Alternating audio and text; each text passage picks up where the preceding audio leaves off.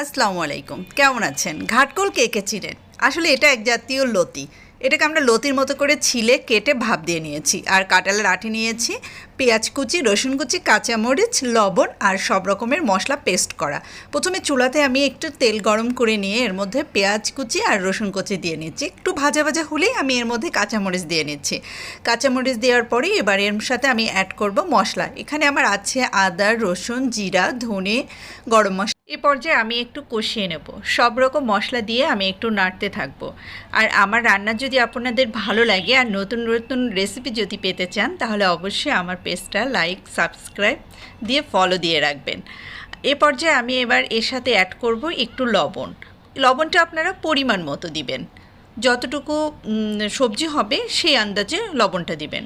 এবার আমি এখানে দিয়ে দিলাম সেই কেটে রাখা কাঁঠালের আটিগুলো। এগুলো পরিষ্কার করে ধুয়ে নিয়েছি। এই আটিগুলো দিয়ে আমি এটাকে আবার একটু কষিয়ে নিলাম। মোটামুটি যখন একটু মশলাগুলো আটির সাথে মিক্সড হয়ে গেছে, এ পর্যায়ে আমি এখানে একটু পানি অ্যাড করব। পানিটা দিয়ে আমি কিছু সময় এটাকে ঢেকে রাখবো এই কাঁঠালের আটিটা সিদ্ধ হওয়ার জন্য। একঘেয়েমি খাবার অনেক সময় ভালো লাগে না, মুখে রুচি আসে না। আর এখন তো কাঁঠালের সিজন, আপনারা চাইলে কাঁঠালের আটিতে খুব সহজে এরকম একটা রেসিপি তৈরি করে নিতে পারবেন। এটা খেতে যেমন সুস্বাদু, তেমনি অনেক মজা, এবং বাসায় ঘরে নিজেরাই তৈরি করে নিতে পারবেন। এটা একটা স্বাস্থ্যসম্মত খাবার হবে।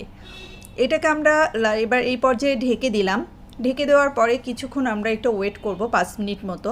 5 মিনিট পরে আমরা দেখব কাঁঠালের আটি অনেকটা সিদ্ধ হয়ে গেছে, ঠিক এরকম হয়ে গেছে, নরম হয়ে গেছে, এবং মশলাটাও এর সাথে পুরোপুরিভাবে এ পর্যায়ে আমি কেটে রাখা ঘাটকোলগুলো এর সাথে অ্যাড করে দিচ্ছি। এই ঘাটকোলগুলো কিন্তু আমি ঠিক লতির মতো করে কেটে নিয়েছি, ছিলে এটাকে ভাপ দিয়ে নিয়েছি, হালকা ভাপ দিয়ে এ পর্যায়ে এটা খুব সুন্দর করে আমি নাড়তে থাকবো, যাতে ঘাটকোলের মধ্যে মশলাগুলো যেন চলে যায়। এটাকে কিন্তু আমি ঝোল করব না, একদম শুকিয়ে ফেলবো।